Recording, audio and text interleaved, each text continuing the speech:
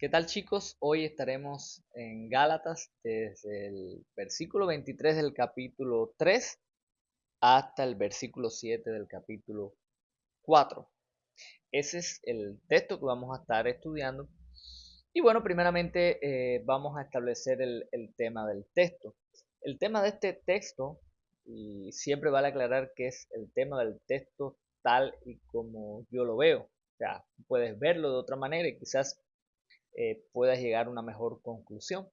Pero una de las cosas que yo noto, o varias cosas que he estado notando en el pasaje, me llevan a pensar o me llevan a establecer el siguiente tema a partir del cual voy a comenzar en mi estudio. Y ese tema es la llegada de la fe. La llegada de la fe. ¿En qué me baso yo para ver este tema?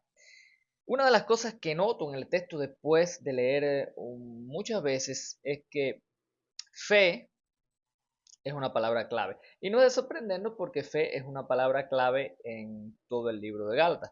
Nosotros podemos verla acá, por ejemplo, tenemos fe en el versículo 23, la tenemos varias veces acá. Ley, por supuesto, también es una palabra clave en todo el libro de Gálatas. Está aquí, la vemos por acá también. ¿Ok? Mira fe también por acá, ¿sí? Tenemos fe aquí en el versículo 26, tenemos en el versículo 27. Ujú. Seguimos leyendo, podemos seguir buscando, escudriñando el texto en busca de quizás un poco más, algún tipo de palabras repetidas. Percibimos más fe, más ley por acá. Mira, tenemos ley acá en el versículo 5 ya del capítulo 4. Ujú. Ok, creo que con estas ya las tenemos. Así que si se me faltó alguna, me lo puedes poner también en los comentarios del video y así ya vamos, por supuesto, interactuando. Entonces tenemos esta, eh, estas repeticiones que ya la hemos visto en otras partes, en porciones del pasaje anterior también las hemos estado viendo. Así que si quisiéramos verlo también como un contraste entre ley y fe, la ley y la fe también podría funcionar, pero creo que la llegada de la fe a mí me ha funcionado y te digo por qué. Porque veo una serie de contrastes como te voy a ir señalando. Por ejemplo, aquí tenemos un pero antes que viniese la fe. Me está señalando algo que pasaba antes de la fe y que después de la fe no ocurre. Entonces tenemos ese pero ahí, pero tenemos un pero en el versículo 25. Pero venida la fe, estás viendo, estás notando pues el contraste que nos va estableciendo. Cuando vamos al capítulo 4, mira cómo empieza el capítulo 4. Pero también digo, entre tanto, que el heredero es niño y me está constantemente llevando por medio de esta serie de contrastes que ya es común. Nota también el versículo del capítulo 4, sino que está bajo tutores y curadores. Está refiriéndose, bueno, a lo que está pasando en el tiempo de la ley antes de que ya pues venga la fe. Versículo 4 dice, pero cuando vino el cumplimiento del tiempo, entonces esta serie de contrastes a mí me llama la atención y me pone a pensar en este tema. Y si comienzo a estudiar el tema, y recuerda que para estudiar el tema tienes que hacerle preguntas a ese tema. Y si no sabes hacerle preguntas al tema, solamente tienes que comenzar desde el primer versículo que estamos estudiando y comenzar a desplazarte hacia abajo, ir leyendo, ir tomando notas de lo que vas aprendiendo en relación a ese tema. También lo puedes hacer así. Pero yo lo hice en base a dos preguntas. Primero, teniendo en cuenta la llegada de la fe como el tema, comencé a preguntarme cosas como, por ejemplo, ¿qué pasaba antes de la llegada de la fe? Y eso me fue arrojando un poco de información. Ahí aprendí que estábamos confinados bajo la ley. Eso no eran las cosas que pasaba. Esclavizados, confinados debajo de la ley. Aprendí también en versículo 24 que la ley era nuestro tutor, es decir, nuestro tutor o nuestro, aquí dice en Reina Valera, nuestro ayo, pues como una especie de tutor. Y muy importante, en el capítulo 4, versículo 3, pues también ves uno que estábamos en esclavitud, bajo los rudimentos del mundo. Entonces, mi condición, la condición de los creyentes, porque todavía no he venido a aplicarlo a mi vida, era bastante particular porque estábamos los creyentes en una condición de esclavitud, para ponerme en el lugar de los Gálatas, de esclavitud, confinados bajo la ley. En resumen, que la ley pues era lo que o era aquello que esclavizaba al, a aquellos que vivían o dependían precisamente de la ley. Así que la otra pregunta que yo me hago entonces, ¿qué pasó cuando llegó la fe? Eso es lo que pasaba antes de la llegada de la fe. Pero ¿qué pasó cuando llegó la fe? Y encuentro mucha información. Encuentro que por medio de esa fe es que yo realmente soy justificado, soy declarado justo delante de Dios. Lo puedes ver en el versículo, en el capítulo 3, versículo 24. Dice aquí que en el versículo 24, que la ley fue nuestro ayo para llevarnos a Cristo a fin de que fuésemos justificados por la fe. Así que aprendo que cuando llegó la fe, ahora mi justificación, ahora la justificación es por medio de la fe. Aprendí también en el versículo 25 que ya no estamos bajo los tutores, ¿verdad? Ya no estáis bajo ayo, ya no estáis bajo ese tutor, realmente. Aprendimos también en el versículo 26 del capítulo 3 que todos los que creen son hijos de Dios por la fe en Cristo. Dice, pues todos sois hijos de Dios, todos sois hijos de Dios. Y obviamente ese todos son todos los que creen. En el contexto, por supuesto, todos los que creen por la fe en Cristo Jesús. Esa terminación por la fe en Cristo Jesús nos dice que no es cualquier todo, es todo el que ha creído, todo el que cree, pues viene a ser hijo de Dios por la fe en Jesús. También aprendemos que no hay distinciones, todos somos uno en Cristo. El versículo 28 del capítulo 3 nos deja ver pues esta realidad. Dice, ya no hay judío, ya no hay judíos, ni griego, no hay esclavo ni libre, no hay varón ni mujer. ¿Por qué? Porque todos, obviamente, todos estos que creen, todos vosotros, por supuesto, los hijos de Dios, sois uno en Cristo Jesús. ¿Ve? Sois uno en Cristo Jesús. Recibimos además la adopción, ya que Cristo nos redimió, capítulo 4, versículo 5. Acá dice que para que redimiese a los que estaban bajo la ley, a fin de que recibiésemos la adopción como hijos. ¿Okay? Son todas estas bendiciones, toda esta realidad que son nuestras por la obra de Cristo, por medio de la fe. Aprendemos también en el versículo 6 que debido a que somos hijos, Dios envió a nuestros corazones su espíritu que clama, Abba Padre. Dios envió a nuestros corazones el espíritu de su Hijo, el cual clama, Abba Padre. Abba Padre. Y también aprendemos que somos hijos y herederos de Dios por medio de Cristo. En el versículo 7, ya no eres esclavo, ya no somos esclavos. ¿Qué cosa somos? Hijo. Y si hijo también, heredero de Dios por medio de Cristo. Mira cuánta información, que ya toda esa información, ya todo ese contraste me está dejando ver a mí que mi condición por medio de la fe es superior, es mejor que la condición de aquellos que dependen de la ley. La ley esclavizaba, la ley tenía una función muy importante, pero antes de que Cristo viniera, era el tutor, a que de alguna manera que resguardaba, que guardaba a los creyentes hasta la venida de Jesús, pero ya esa ley no tiene la misma función.